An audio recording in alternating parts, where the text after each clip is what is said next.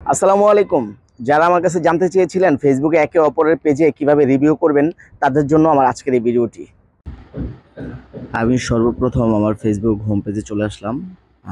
আস্তে আস্তে যে উপরে গিয়ে সার্চ, এখন সার্চে ক্লিক করব। আমি যেই পেজটাতে রিভিউ দিব সেটা আমি আগে লিখে নিচ্ছি। যেমন আমি হালিমা লাইফস্টাইল, এটাতে রিভিউ করব। তো এটা আমি নিয়ে নিলাম। এখন ওটার ভিতরে ক্লিক করব।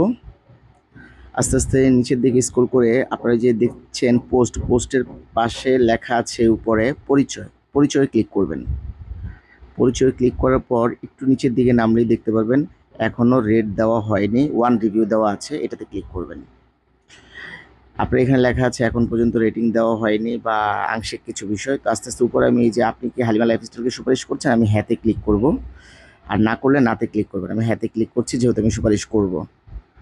তো আমি আগে থেকেই যে বিষয়টাকে আমি সুপারিশ করব সেটা আমি কপি করে নিচ্ছি। তো আমি এখন শুধু পেস্ট করে দিব। তো আসসালামু আলাইকুম, আমি আপনার পেজকে সুপারিশ এটা এটা এটা ইত্যাদি যা লিখলাম, আপনারা যে প্রসঙ্গে যেরকম যা লিখতে চান ওইভাবে সুপারিশ করবেন।